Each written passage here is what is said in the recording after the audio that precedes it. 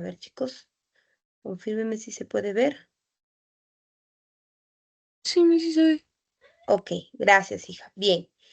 Como saben, chicos, estamos en la semana 4. El día de hoy lo vamos a enfocar en lo que es el realismo del siglo XIX y vamos a ingresar a la narrativa del siglo XX. Ya, chicos, para eso vamos un poquito a enfocarnos en cuanto al realismo con este autor Fedor Dostoyevsky, con la obra Crimen y Castigo. Y pues en la literatura del siglo XX vamos a hablar un poco de estas innovaciones técnicas. Y a la par también vamos a enfocarnos en Frank Kafka con su obra La Metamorfosis.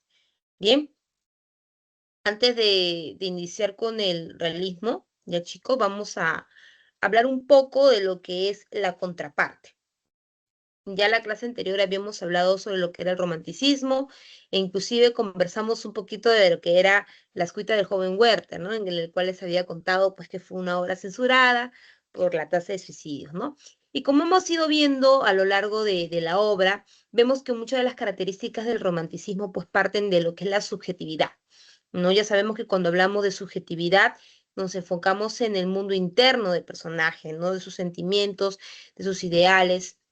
Y pues dentro de las características vemos pues que se desarrollaba mucho esto de que el hombre comparaba sus emociones con la naturaleza y a la par también vamos a encontrar de que hablábamos pues de este personaje que buscaba idealizar sus sentimientos, hablábamos de este tipo de literatura en el cual pues todo era, como se dice, color de rosa, ¿no? Todo era fantasía, todo era pues este sentimentalismo, emociones.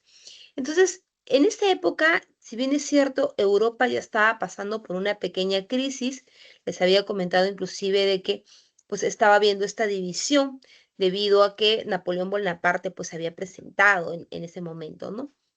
Entonces, en este ya, con esta parte del realismo, vamos a encontrar también un tipo de lo que viene a ser características, ¿no? Una de ellas, por ejemplo, en el caso del romanticismo vamos a encontrar de que más bien el ciudadano, el que estaba en la ciudad, buscaba irse al campo, como lo vimos con Werther, ¿verdad? Aquí en el realismo vamos a ver todo lo contrario. ¿Por qué? Porque en el realismo va a aparecer pues lo que llamamos nosotros la parte de la revolución industrial. A ver, chicos, pregunto, ¿ustedes recuerdan de la revolución industrial? ¿Qué es lo que más recuerdan de este aspecto histórico? A ver. Me gustaría escuchar un poquito para ir relacionando las ideas. ¿Qué es lo que más recuerdan de la revolución industrial?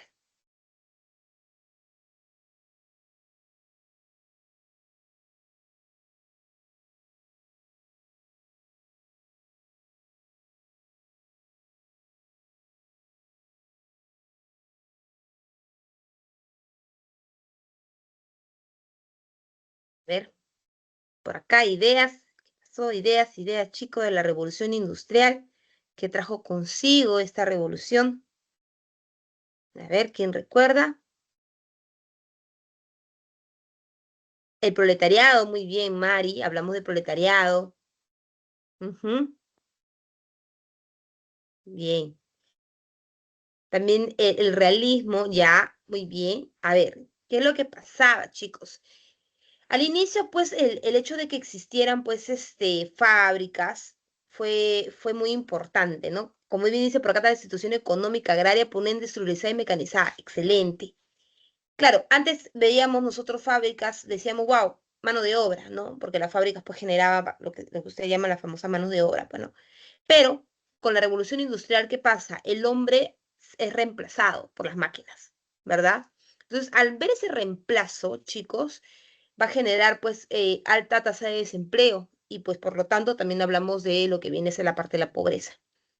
Entonces, bajo ese contexto, pues las personas comienzan a buscar oportunidades y esas oportunidades, ¿dónde lo vamos a encontrar? En primer lugar, la gente va a comenzar a mandar a sus hijos del campo a la ciudad, ¿no? Ese es un primer enfoque que tenemos que encontrar. Enfoque número dos, se buscaba pues también ya no hablar tanto de la parte de los sentimientos, sino ya lo que nosotros nos queríamos enfocar es en las oportunidades, en la dignificación también del trabajo, porque antes solamente le pagaban unas cuantas monedas a las personas, ¿no? Imagínate, si tú no tenías educación, era aún más complicado encontrar trabajo en la época, pues. Entonces, también surgen las famosas problemas con la burguesía, porque surge la burguesía y también eso genera pues la diferenciación de clases sociales. Hablamos también ya del surgimiento del capitalismo. Entonces, todo eso trajo una nueva realidad en Europa, una realidad que preocupó bastante.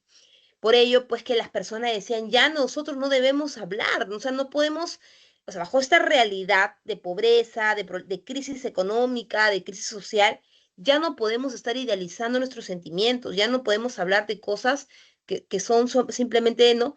Parte de nuestro mundo, ¿no? Ya tenemos nosotros que ya explicar o denunciar estos problemas sociales. Entonces, es por ello, chicos, que el realismo van a ser como un movimiento literario que va a surgir en Francia y su finalidad pues va a ser reaccionar contra el romanticismo, ¿ok?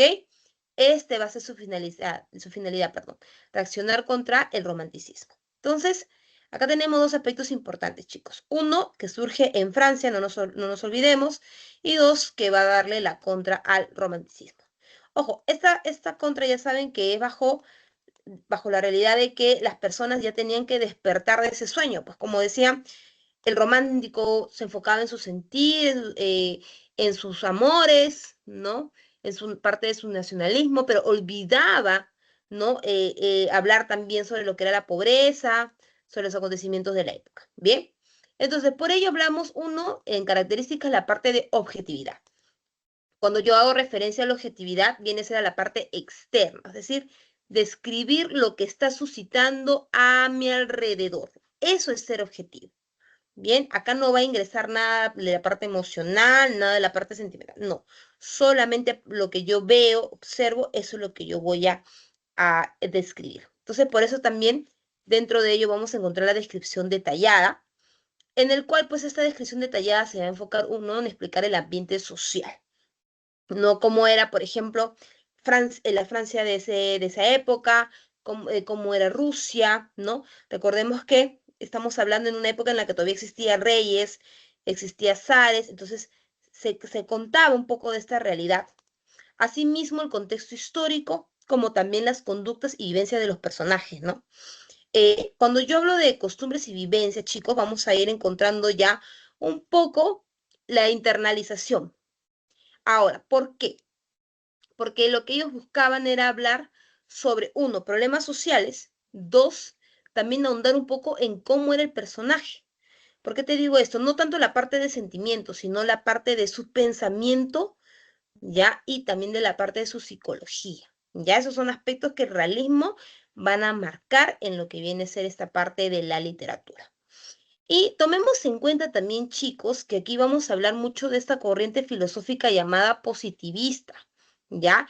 ¿Qué pasaba? El positivismo, ya si nos enfocamos en ello, hablaba mucho de lo que es el método científico. Ya me imagino que ustedes habrán escuchado de ello, ¿no? ¿En qué consiste esto del método científico? En que la persona pues observa, va describiendo, ¿no? Lo que va encontrando, hace por ahí su hipótesis, luego de ello pues experimenta y va contrastando su información, ¿no? Cosas que eran muy importantes dentro del realismo, ¿no? Dicen que, por ejemplo, este tipo de escritores se iban pues a lugares donde se veía realmente esta necesidad, ¿no? Por ejemplo, las tabernas, por ejemplo, las pensiones ahí de los pobres, ¿no? Todo eso ellos lo buscaban detallar, describir. Bien, chicos. Entonces, tomando en cuenta ello, vamos a encontrar nosotros aquí a cuatro representantes que van a, como se dice, iniciar el realismo. Por un lado, vamos a contar a Stendhal, que su verdadero nombre en realidad es Henry Bailey, que es el iniciador del realismo francés. Él va a tener aquí una obra llamada Rojo y Negro, en el cual pues vamos a hablar aquí, por ejemplo, de un personaje que va a hacer de todo para subir de clase social, ¿no? Ustedes saben que antes era bien complicado, pues, como les decía, el hecho de ser pobre ya te quitaba oportunidades en la vida, ¿no? En cambio aquí, ¿qué vemos? Este personaje que a pesar de nacer pobre, él decía que no, iba a hacer hasta lo imposible para ingresar a las buenas clases sociales. ¿Y de qué manera lo hizo? No lo hizo pues estudiando, ¿no? Lo que se espera, no progresando por sus propios méritos, no. Él lo hizo primero pues Por ejemplo, en una de sus situaciones dice que él, como era muy inteligente y muy hábil, se hizo amigo de un consejero y pues se termina enamorando de la esposa del consejero, ¿no? E inclusive ya estaba él por fugarse con la esposa y todo lo demás. Pero al ver pues que al robarse a la esposa no iba a tener buenas oportunidades, decide dejarla, ¿no? Y luego pues va en busca así de otra mujer que lo pueda llegar a la superación, ¿no? Y pues llega a encontrar una mujer que viene a ser la hija también de otro consejero, la llega a embarazar y pues ahí también choca un poco su realidad, ¿no? Ujú. Para escalar una clase social tienes que tener conocimiento de dinero. Lo que pasa, hija, es que antiguamente, en esta época del siglo XIX, era como que tener educación de alguna forma te ayudaba a enfrentar, porque ¿quién te daba la educación? Tu familia. Si tu familia tenía dinero, si tu familia tenía plata, te podía dar la educación que tú esperabas, ¿no? Y por ejemplo, ¿no? Que era maravilloso en esa época, uno que sea doctor, uno que pueda, por ejemplo, ser profesor, ¿no? ¿Qué pasaba? Tenías una profesión con la que tú podías solventarte, ¿no? Con lo que podías al menos ganar. Pero si tú no tenías esa oportunidad, a la justa podías escribir, a la justa podías leer, pues se te quitaban estas oportunidades, ¿no? La educación antiguamente en esta época no era para todos. Bien, no sé si Edilson te llegué a disolver tu duda, hijo.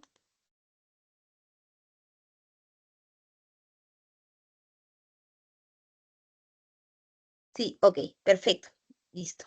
Entonces vemos aquí pues que este personaje al encontrarse pues con esta realidad cruda, por eso que hablamos de rojo y negro, ¿no? Rojo un poco lo que viene a ser la parte de la pasión, no que él se dejó llevar por lo que por lo que él quería lograr, pues por la meta que él quería, y negro también por lo que viene a ser las consecuencias que va a recibir por esas malas decisiones que va a tomar, ¿no?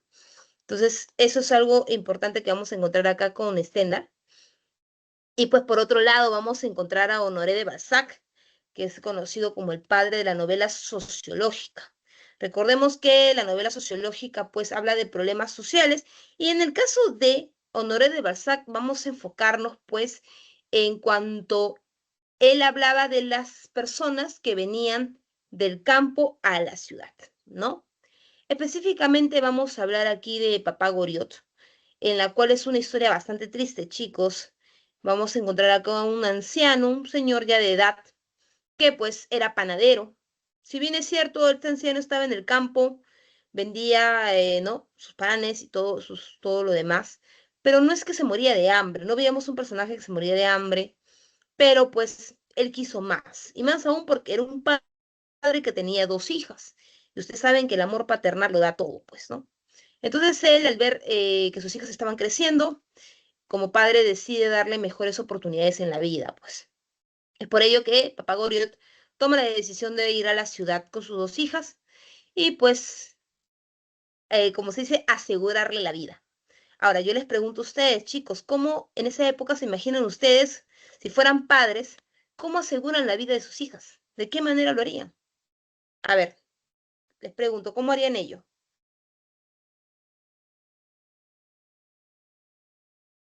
¿Cómo asegurarían la vida de sus hijas?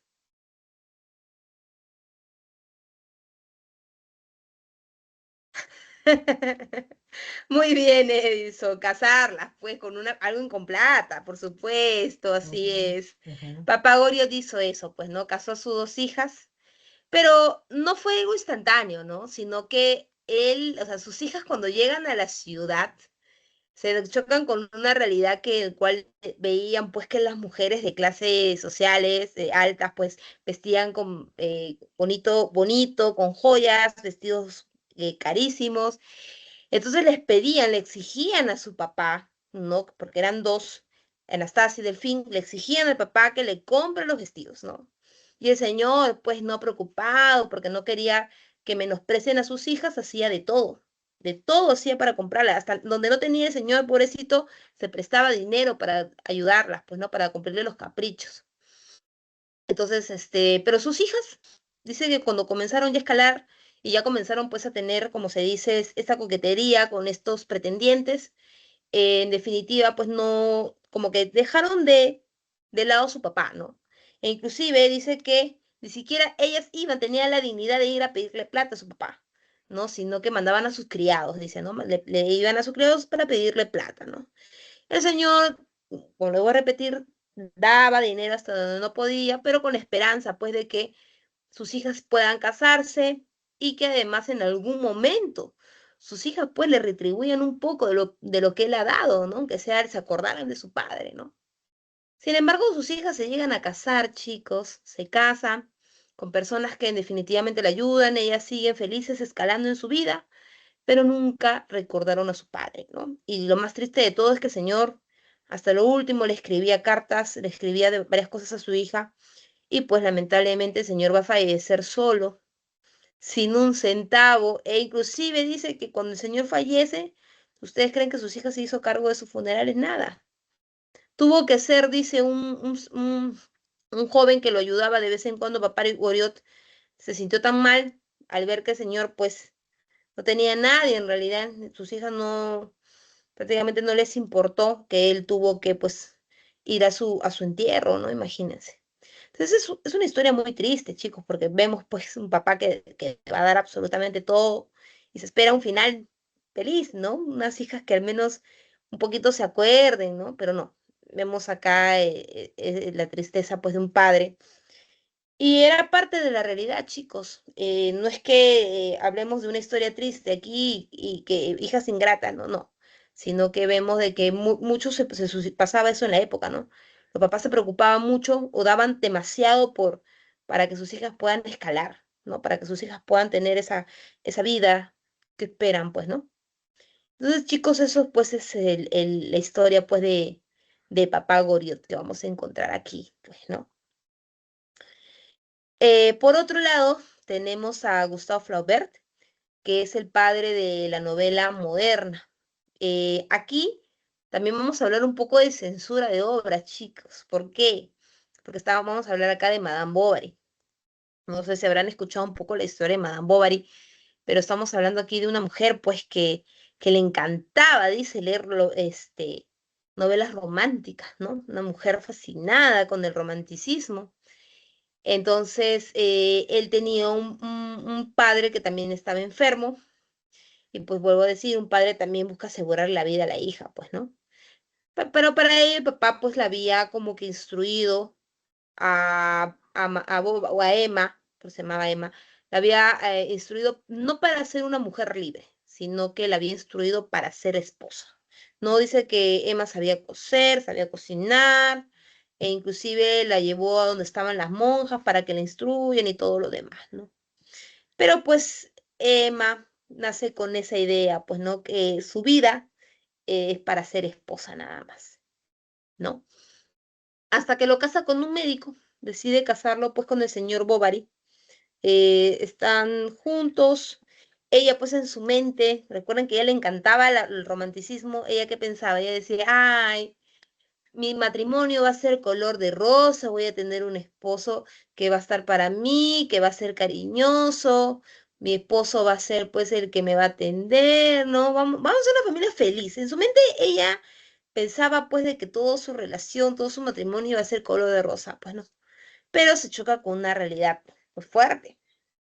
Su esposo pues porque era cardiólogo, su esposo viajaba mucho y pues a veces también la dejaba sola, ¿no?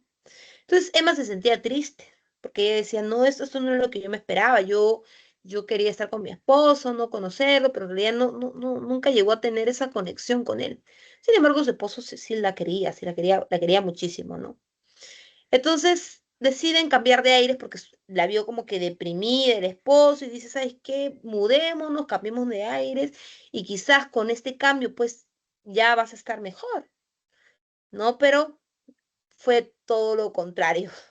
O sea, no para Emma, sino para el esposo. ¿Por qué les digo esto? Porque al cambiar de ciudad, Emma se consigue un amante, ¿no? ¿Y por qué le digo que esto fue controversial en la época? Porque, por ejemplo, como que se veía que el adulterio en los hombres era algo común, era algo normal, ¿no? Pero hablar de adulterio por parte de la mujer, uy, no, fue como que algo que espantó, ¿no? Inclusive, ustedes saben, pues el tipo de pensamiento que se manejaba en la época, ¿no? Ay, este libro no puede existir, no podemos hablar del adulterio de la mujer porque puede ser que sea contagioso, ¿no? Así se hablaba, pues. Entonces, ya, pues, por eso por un tiempo fue bastante, como si se dice, llamativo, no, la gente no quería leerlo, ¿no? Porque se hablaba de barbaridades, pues, porque Madame Bovary no solamente tuvo uno, sino tuvo dos amantes, chicos, ¿no? El primer amante, pues, fue, como se dice, un amante de coqueteo, nada más, ¿no? Nunca llegó a pasar nada. Eh, Ella pensó, pues, que, o sea, lo que trata de plasmar acá Flaubert es que en realidad el inicio de cada relación es como que la luna de miel, como llamamos nosotros, ¿no? Que se quiere, como que siente esa pasión, ¿no? Y eso pasó con Emma, ¿no? Con ese primer pretendiente, ¿no? Dijo, uy, no, acá me siento renovada, acá vuelvo a sentir pasión, vuelvo a sentir amor, esa atracción, ¿no? Que se espera en la primera etapa de relación, ¿no?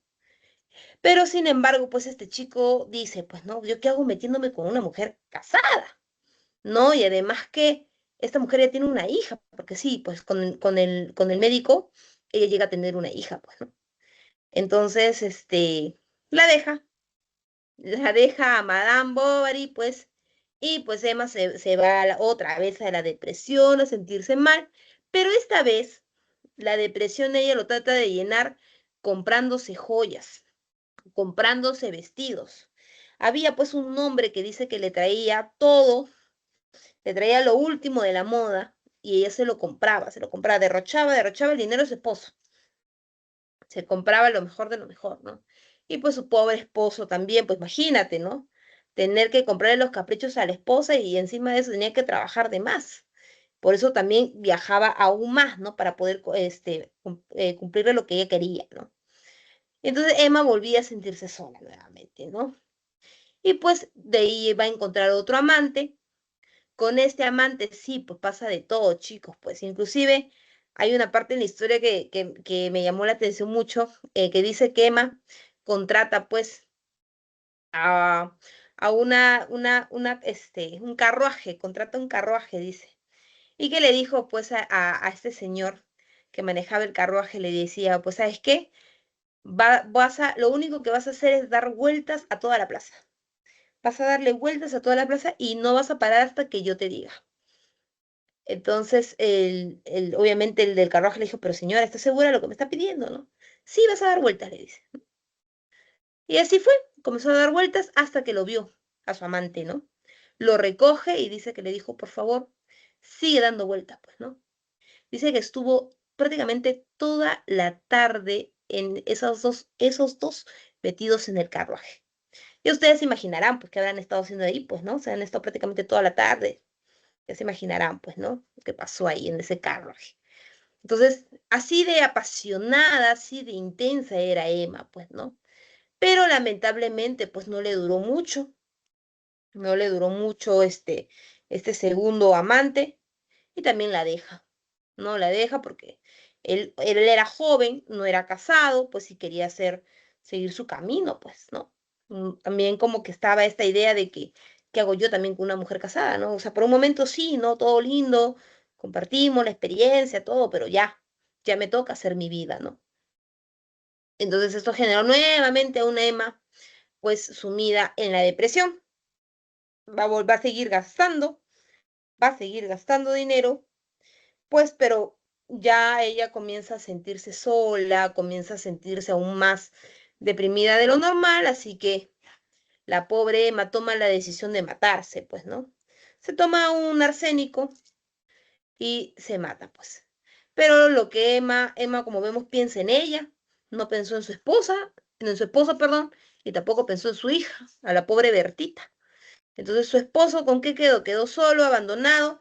Lo peor de todo, chicos, es que el esposo dice que encontró las cartas que los amantes le escribieron a Emma.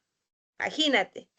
Entonces se sintió peor aún el pobre esposo, ¿no? Se mata, me deja endeudado. Encima sé que estoy leyendo acá la carta de los amantes. Y el esposo también termina muriendo, pues. el esposo a los años termina muriendo y la que pues quedó en abandono y fue su hijita, pues su hijita Berta, que dice pues que ustedes saben que hijo huérfano pues nadie quiere, es así, es la realidad de la época, pues. Entonces, su hijita dice que se fue a la casa de una tía, que era familia de Emma, se va a esa casa y que pues prácticamente la niña ahí sufrió, la trataban como una criadita, pues.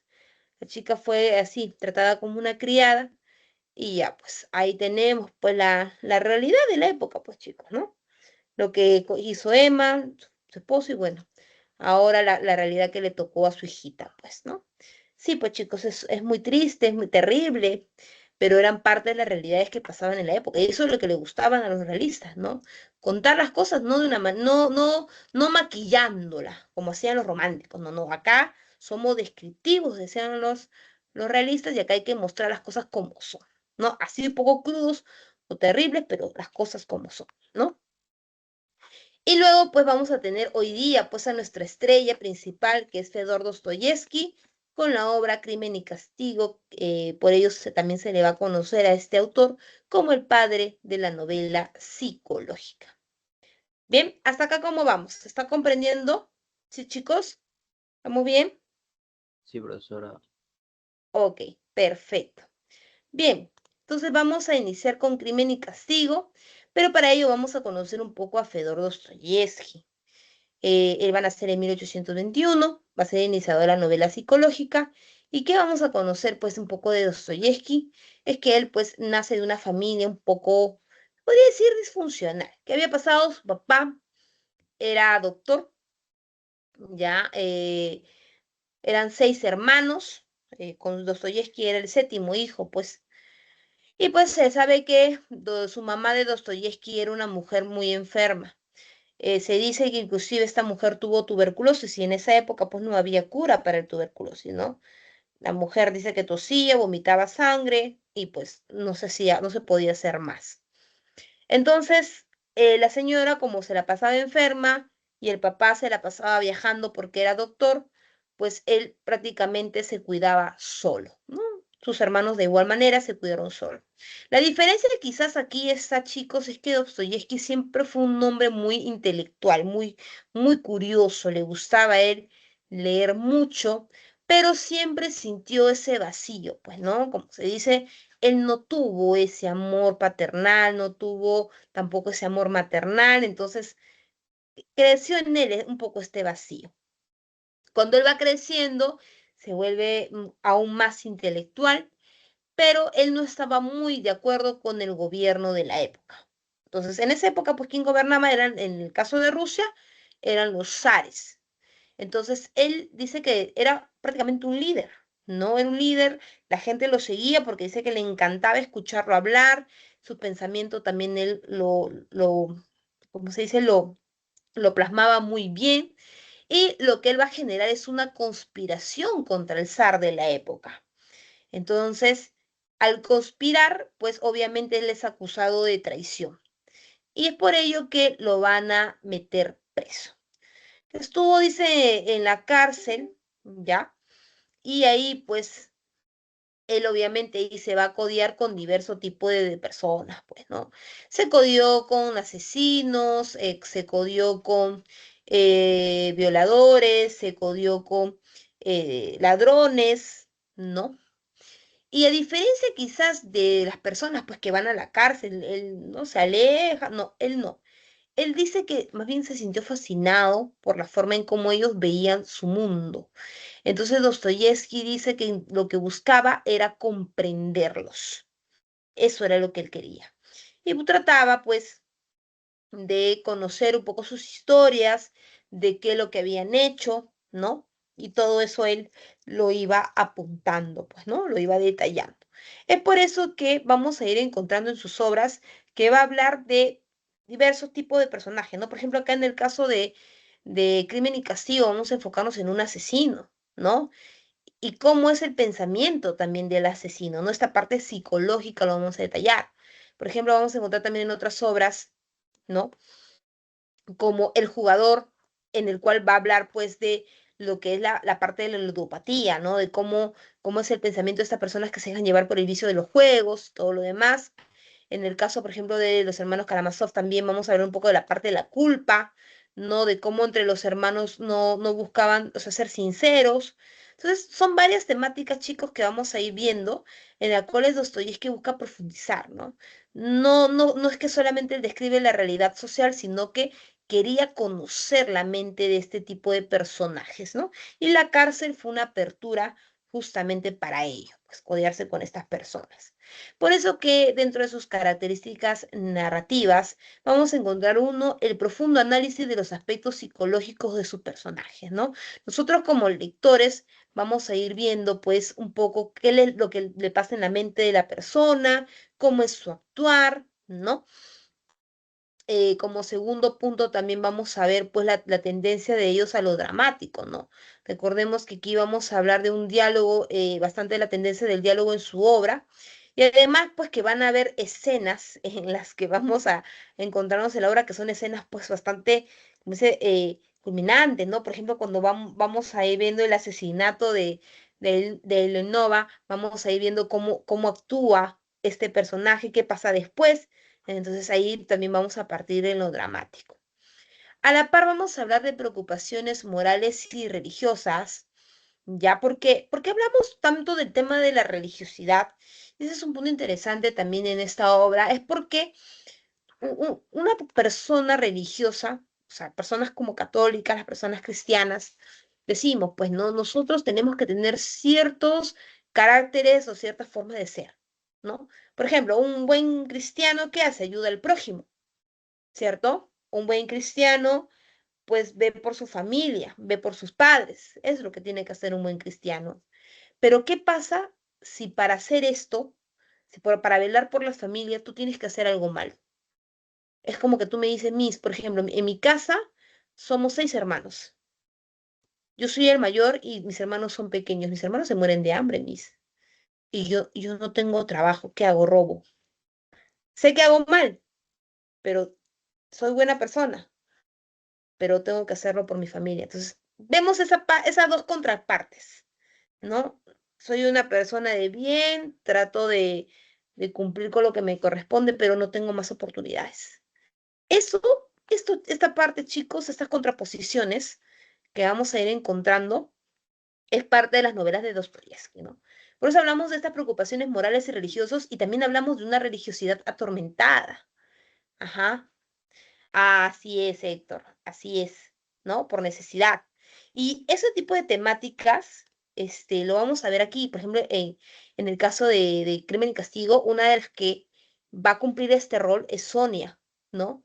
Sonia es una chica muy guapa, guapísima, tiene recién 18 años, pero imagínate, tiene un papá alcohólico, tiene hermanos pequeños que se mueren de hambre. ¿Qué le queda? No tiene estudios. Inclusive es una chica que lee la Biblia, ¿no? Todos los días te recita, es una persona bondadosa, buena, risueña, pero se tiene que prostituir. Se tiene que prostituir porque lo hace por alimentar a su familia, porque no hay nadie más que lo haga. O sea, nadie más quiere asumir esa responsabilidad, ¿no?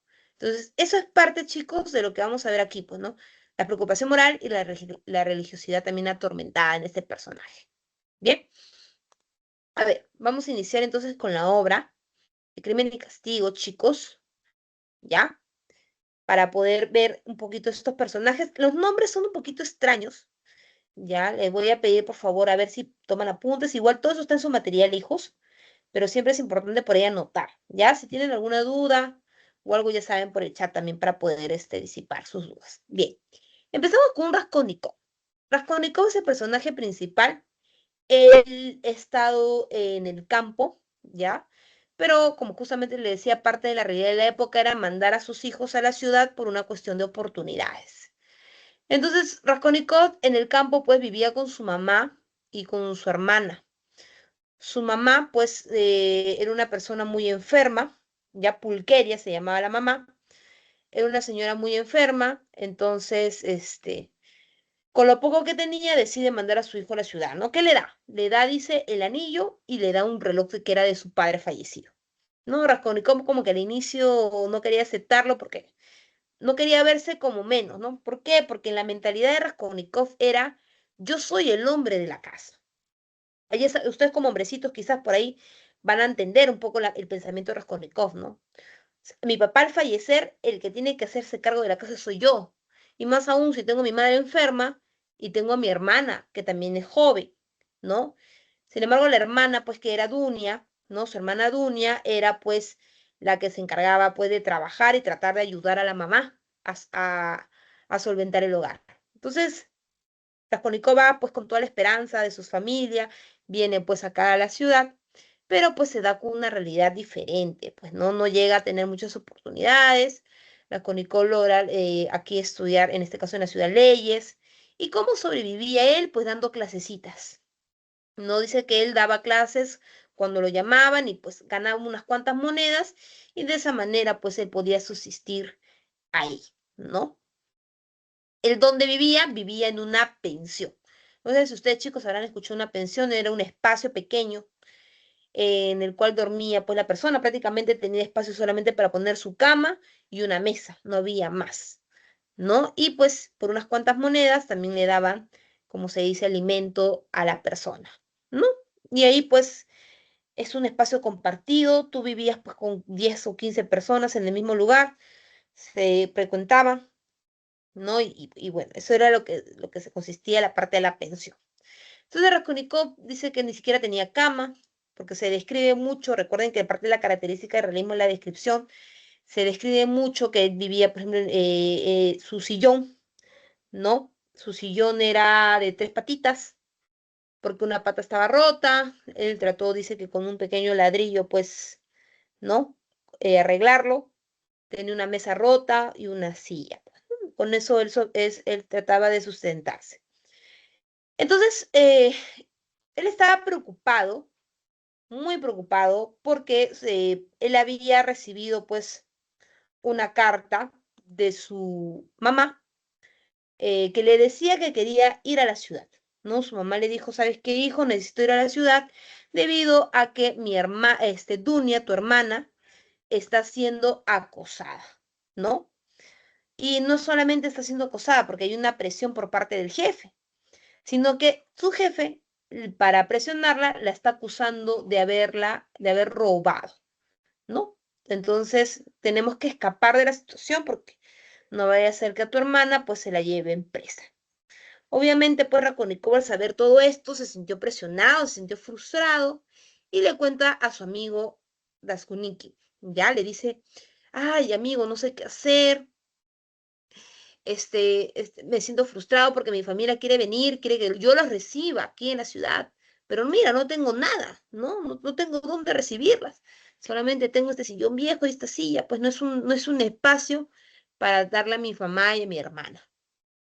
Entonces su amigo le dice, oye, pero ¿por qué no vas donde esta mujer, esta ancianita llamada Aliona Ivanova, ya? Esta mujer dice, te va a dar algo te dará, aunque sea un par de monedas, le dice, ¿no?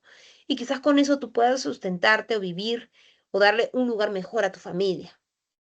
Entonces, con todo el dolor de su corazón, porque obviamente, imagínate, era el anillo de su padre, entonces él decía, pues no, bueno, dejaré este recuerdo, pero yo lo voy a recuperar. Entonces, cuando se encuentra pues con Aliona, esta mujer le da por el anillo, que en realidad valía, pues imagínate, este anillo valía 8 monedas, solamente le da 2. Entonces, él como que se siente un poco enojado porque dice, no me parece justo el trato, ¿no? Ya, pero sin embargo, por necesidad, estoy aceptando pues que ella me dé estas monedas, ¿no? No es justo, pero ya. Y él tenía la idea de ir a recuperar ese anillo cuando tenga dinero, pues, ¿no? Era como que un intercambio por ahora. Pero ya esta actitud de esta anciana pues le había parecido negativo porque decía, no, esta mujer es una usurera, no es justa, se aprovecha la necesidad de la persona. Entonces él triste pues porque dijo, bueno, ya, ¿qué me queda? ¿No? Él decide irse pues a una taberna a pensar las cosas, a ver pues cómo solucionar el problema de su hermana, de su madre, con estas pocas monedas que había recibido, y ahí va a conocer pues a este personaje Marmeladov. Marmeladov era un señor que dice que era borrachito. Uf, o sea que inclusive se quedaba pues unas semanas, se quedó una semana en la taberna bebiendo, pues, ¿no? Y pues dice que Marmeladov le comienza a hablar a Raskolnikov, ¿no? Raskolnikov lo escuchaba, se presenta, le cuenta un poco lo que estaba pasando, y Marmeladov pues también le cuenta sobre su vida, ¿no? Le comenta que él tenía una mujer, que tenía hijos pequeños, pero que él estaba más que nada orgulloso de su hija Sonia, ¿no? Que Sonia dice que era una muchacha pues muy bondadosa, muy linda, que Sonia era prácticamente la encargada de la casa, ¿no? Que ella alimentaba, él se sentía feliz porque era una mujer que hacía lo posible por cuidar por sus hermanos, que trataba de llevar comida a su casa y que además pues le daba unas cuantas monedas a su padre y que por eso pues él se sentía pues aliviado, ¿no? Porque tenía una hija que le cumplía lo que él quisiera, pues, ¿no? Que en este caso era darle monedas para que él beba. Entonces, Raskolnikov le dice, bueno, entonces, ¿qué pasa? Que tu hija debe tener quizás una profesión o algo, ¿no?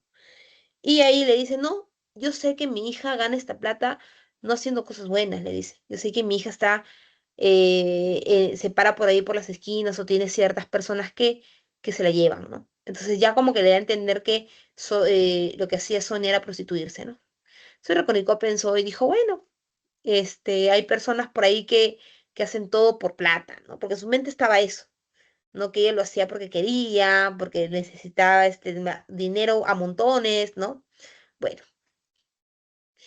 y cuando a la par él también escuchaba conversaciones de otras personas. Y una de esas escucha una conversación entre jóvenes y escucha el nombre de Ailona, ¿no? Y es ahí que él comienza a, a prestar mayor atención de lo que hablaban de Aliona, pues. Y le dicen que ellos también habían sido estafados por esta viejita usurera, ¿no?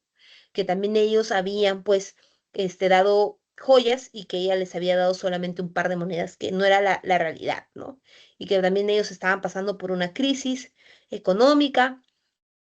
Entonces, en la mentalidad de Raskolnikov era pues, estas cosas no pueden suceder, ¿no? Yo soy un intelectual, porque recuerden que la mente del intelectual de la época que se consideraba un ser superior, ¿no?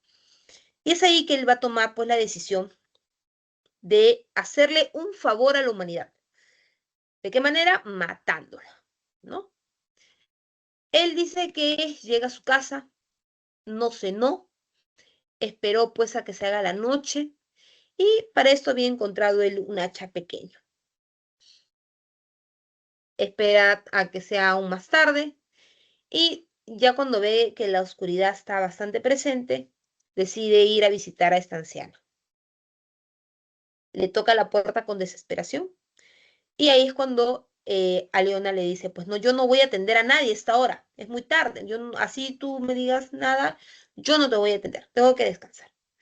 Pero él le dice, escúchame, le dice, pues ábreme la puerta, estoy desesperado, necesito dinero, le dijo, tengo acá un reloj de oro. Mira, le dice, no, dame lo que tú quieras, así sea 2 monedas por este reloj, dámelas, no me importa, pero necesito la plata ya, es urgente. Entonces, Aliona, como era codiciosa, le dice, en su mentalidad, ¿no? Este está desesperado, ¿no? Y me va a aceptar 2 monedas por un reloj. Ya, le abre la puerta. Y ahí entra por Raskolnikov, obviamente escondiendo el hacha. Aliona lo veía raro, le decía, oye, ¿estás bien? Porque estás todo sudoroso, te veo nervioso, algo te pasa. Raskolnikov le decía, no, lo que pasa es que es la preocupación, lo urgente que yo tengo que solucionar, pues, ¿no? Ok, le dijo, mira, voy a ir a un momento a sacar el dinero, ¿no? Y voy a ir ahorita regreso. Entonces, cuando ella va para hacer el intercambio y sacar el dinero, pues, ahí es cuando Raskolnikov, pues, le clava el hacha en la cabeza y la termina matando, pues, ¿no? Y ahí muere, pues, Ailona, Aliona Ivanovna. Pero, ¿qué pasa? Él les comenzó a escuchar ruidos. Él comenzó a escuchar ruidos y él decide esconderse en la cortina. Se esconde ahí en la cortina. y escucha que alguien abre la puerta y se percata que era la hermana de Aliona, pues su hermana se llamaba Elisabetta. Ahora, ¿qué pasa? Que Elisabetta cuando entra comienza a gritar, pues, ¿no? ¡Ah, mi hermana está muerta, mi hermana está muerta! Y pues comenzó a hacer bulla. Entonces, en su desesperación por querer callarla, ¿ya? ¿Qué va a hacer ahí Raskolnikov? También la va a matar. Pero aquí viene un quiebre, chicos. ¿Cuál es el quiebre? Raskolnikov mata a Leona por una cuestión. La mata porque simplemente él quería deshacerse de esta mujer que hacía un daño a la sociedad. Pero Elisabetta no tenía nada que ver ahí. Porque Elisabetta, ¿quién era? Era una mujer inocente, ¿no? Era una mujer inocente. Entonces, bien, como tú dices, por ejemplo, no se quería dejar testigos, es cierto. Pero también en la mente de él era como que acabo de matar a una mujer inocente, ¿no? Entonces él se escabulle, dice que se va al departamento de arriba que estaba vacío y baja por unas escaleras y llega así a su pensión.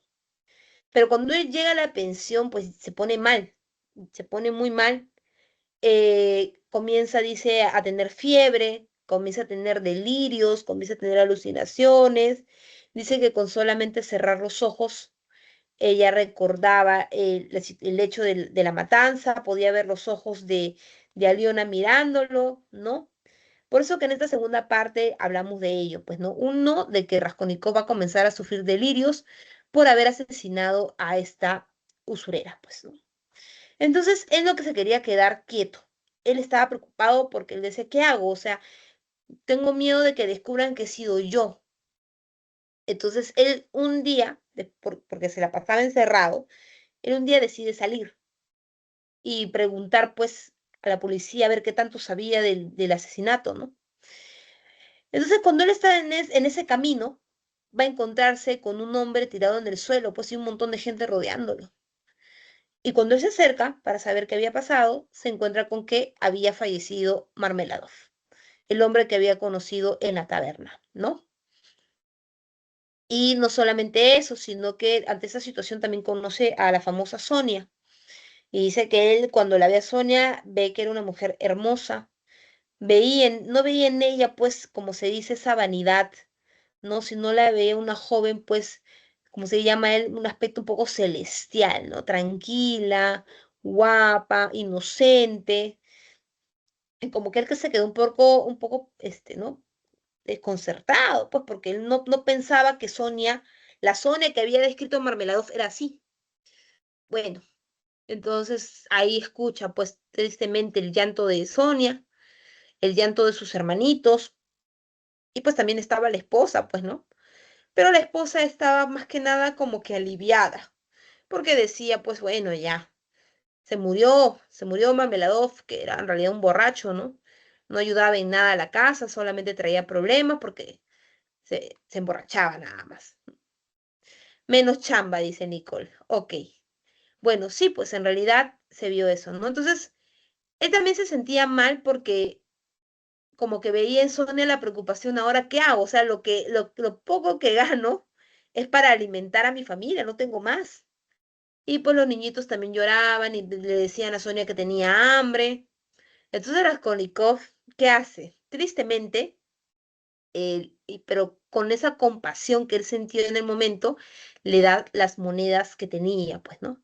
Dijo, mira, toma, este, anda, alimenta a tus hermanos, darle al menos un entierro justo a tu padre, ¿no? Y cumple con ello, ¿no? Entonces Sonia, pues, como que se sintió, un poco como que también descorcentada, porque venga con una persona que solamente conoció a su padre un par de veces y que le dé las monedas, o sea, es como que no. Bueno, le agradece Sonia. Sonia pensó que era algo que Dios había mandado para ella.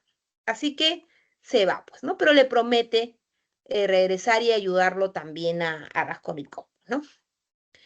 A la par también vamos a ir viendo que ya está llegando también la hermana y la madre de Raskolnikov, ¿no? Ellas estaban bastante preocupadas, ¿por qué? Porque su mejor amigo de Raskolnikov, ya Razuminsky, les había comentado que pues no lo habían visto bien a Raskolnikov, que Raskolnikov no salía de su pensión, que Raskolnikov pues no contestaba las llamadas a la puerta y que pues no sabían nada, nada de él. Entonces su familia también se dio cuenta de que algo malo estaba pasando, ¿no? Y Raskolnikov ya estaba yéndose, pues recuerden que él quería saber qué había pasado con el asesinato, qué se sabía. Y va y se va a encontrar pues con este personaje llamado Porfirio Petrovich, pues, ¿no? Y pues le dicen en realidad de que no se preocupe, que están descubriendo quién es el asesino a través de una lista, porque dice que la viejita tenía un cuadernito y en ese cuadernito tenía apuntado todos los nombres de todas las personas que había prestado dinero. Para esto no lo había pues colocado a Raskolnikov, entonces no eras visto como un sospechoso, ¿no? Entonces pues ya Raskolnikov como que se sintió un poquito más aliviado porque dijo, bueno, pues no, todavía no se sabe nada, están en investigación. Y pues le dicen, no, ¿y usted por qué se preocupa? No, no, es que yo quería saber, ¿no? Le dijo, porque me enteré del asesinato y yo simplemente quería conocer un poco la situación. Bueno, en la tercera parte ya vamos a ver un Raskolnikov que no desea que su hermana Dunia se case. ¿Qué había pasado? Dunia tenía dos pretendientes, ¿ya? Un pretendiente que dice que siempre estuvo detrás de ella en la ciudad, en el campo, perdón. E inclusive cuando Dunia se viene ya a la ciudad con su madre, este pretendiente viene y la sigue, ¿ya? Y le ofrece a Raskolnikov, pues por ser el hombre de la casa, le ofrece casarse con ella, ¿no? Y Raskolnikov se lo niega, le dice, no, tú no tienes nada para darle a mi hermana, le dijo. No, no eres un hombre como para mi hermana y además mi hermana no está enamorada de ti. No la voy a obligar a mi hermana a casarse, y menos por una miseria, ¿no? Entonces se niega él a casarse, ¿ya? Y después de ello también vamos a encontrar, pues, que viene el segundo amante. Este segundo amante, que era el jefe de Dunia, era un hombre casado. Tengamos en cuenta ello, era un hombre casado. A pesar de eso, él deja a su familia en el campo, deja a sus hijos, deja a su esposa y se viene. Y también conversa con Raskolnikov y le dice, yo quiero casarme con tu hermana. Y ahí sí Raskolnikov se molesta y le dice, contigo menos, ¿no? ¿No qué te voy a dar a mi hermana? Tú la has acosado a mi hermana tantos años, la has acusado inclusive de ladrona, y además eres un hombre casado, ¿qué puedo esperar de ti? No, y él le dice, no, mira, tú no te preocupes, yo por mi familia no se va a meter, yo ya la abandoné a mi familia acá no va a hacer nada, le dijo. Y por dinero, tú sabes que yo tengo dinero en el campo, tengo ahí para mantener a tu hermana, le dijo, ¿no? ¿Qué esperas, no? Y Raskolnikov hasta el último se niega, le dice, no, tú no te vas a casar con mi hermana, ¿no? Tú no vas a ver nada. Raskolnikov seguía yendo, pues, obviamente a la policía a ver cómo iba el avance. Y ahí pues un poco más a profundidad va a conocer a Porfirio Petrovich, que era pues el investigador, el que era encargado pues ya de esta investigación, para ver pues cómo iba andando, pues, ¿no? Pero Porfirio le decía, mira, no te preocupes, que la investigación está avanzando, e inclusive ya había un sospechoso, pequeño sospechoso ahí. Entonces, como que Raskolnikov también su conciencia era de él, yo he matado a la mujer, pero tampoco quiero que se culpe a una persona que no hizo nada, ¿no? Entonces, él como que tenía ese temor, ¿no? ¿Quién puede ser el sospechoso, ¿no? Bueno, en lo que viene a ser en la cuarta parte, chicos, ¿ya? Eh, Raskolnikov, pues, comienza ya a frecuentarse más con Sonia, a tal punto que él ya se enamora de Sonia, ¿no? Le dice a Sonia que quiere estar con ella, que quiere que estén juntos.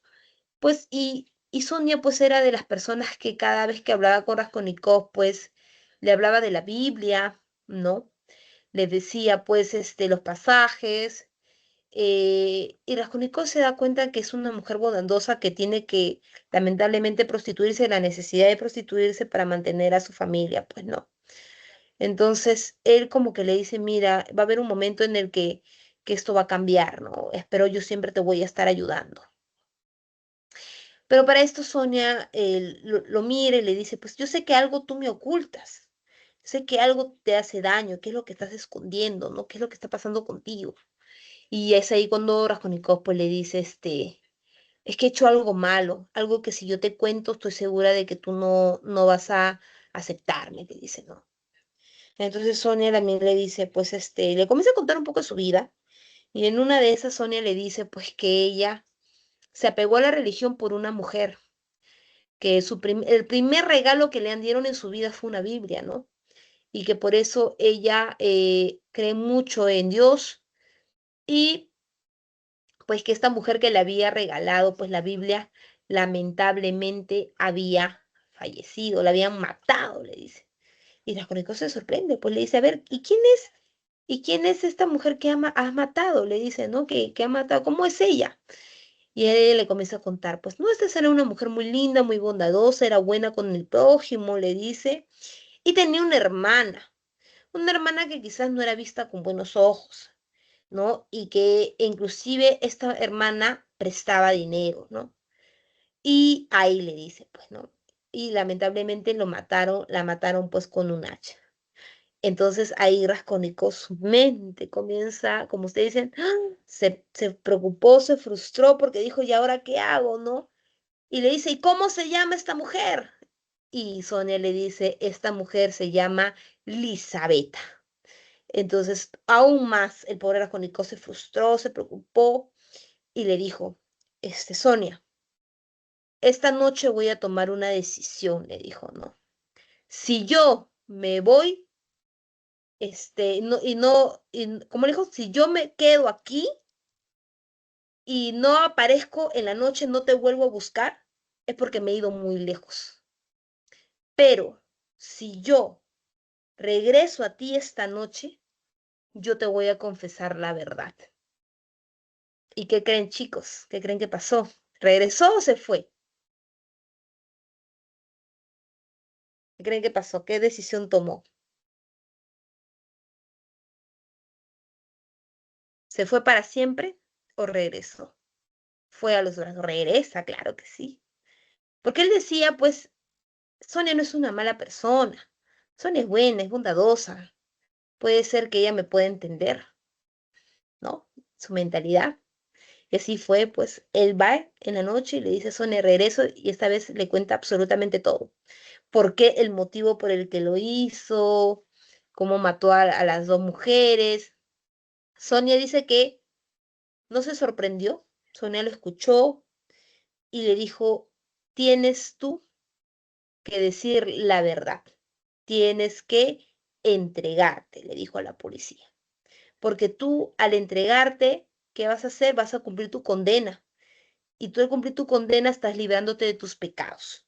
Entonces, cuando ya por fin hayas cumplido tu condena, ya vas a ser otro hombre, un hombre mejor, un hombre generoso, de buenos valores, ya vas a ser un hombre entregado a Dios, ¿no? Entonces Raskolnikov, pues al escucharla, indica que tiene razón, ¿no? Entonces cuando él va a ver a Porfirio, eh, se entera, pues, de que ya habían agarrado un culpable y que lamentablemente este culpable era un pintor que dice que vivía en el piso de arriba y que también le debía pues a Innova también dinero, pues.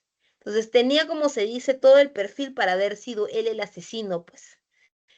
En la mente de Raskolnikov estaba, no, eso no puede ser, ¿no? Yo tengo que decir la verdad. Entonces, para ello, pues, él decide confesarse y le cuenta a Porfirio, ¿no? Antes de contárselo, pues, obviamente, él,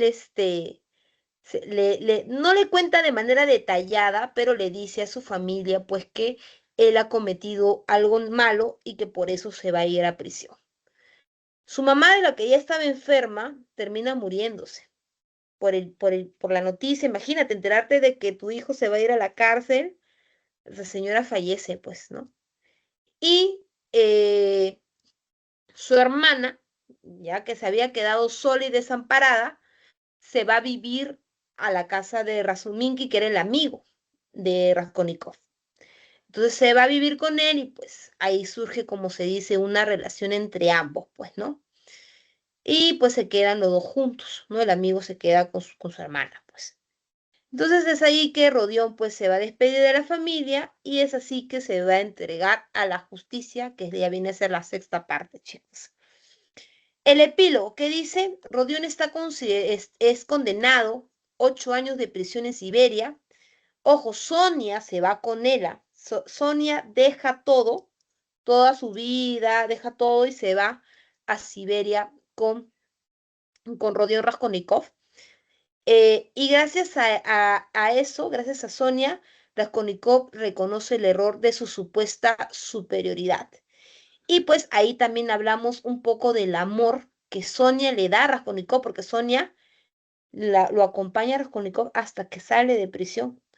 Iba a verlo siempre, ¿no? Y ahí pues uno de los temas que vamos a hablar también es el amor. Porque ¿qué hizo el amor en Raskolnikov? Pues lo regeneró. Hablamos de una regeneración moral. Cuando Raskolnikov sale pues de la prisión, pues ya se ve como un hombre nuevo, ¿no? Eso es lo que sabemos nosotros de la obra. Y es así, pues chicos, que va a terminar esta obra de Crimen y Castigo. ¿Qué podemos ver nosotros acá? Dos temas centrales, chicos. Por un lado, la moral humanitaria cristiana y la moral antihumanitaria intelectual. A ver, ¿qué pasaba? Recordemos que Raskolnikov, ya, era un hombre muy sabio, era un hombre estudiado, era un hombre que estaba estudiando leyes.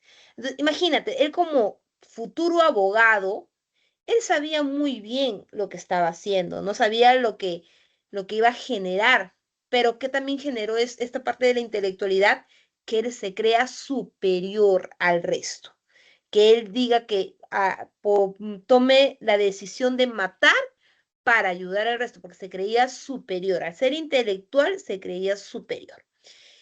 Y a la par, chicos, tenemos también el conflicto moral humanitario, que es la parte de la cristiandad. ¿Por qué?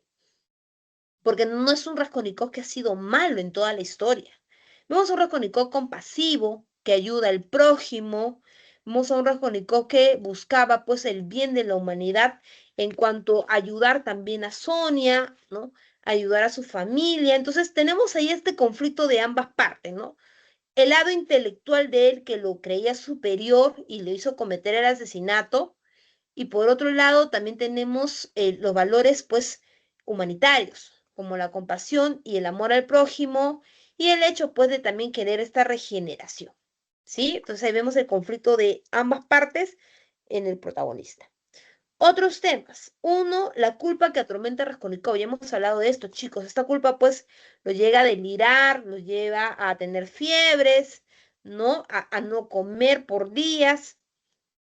Y además, pues, también justo lo que ustedes estuvieron escuchando, ¿no? El enterarse que él había matado a una de las mujeres que Sonia admiraba, que era Elisabetta, ¿no? Dos, el amor como factor de regeneración moral.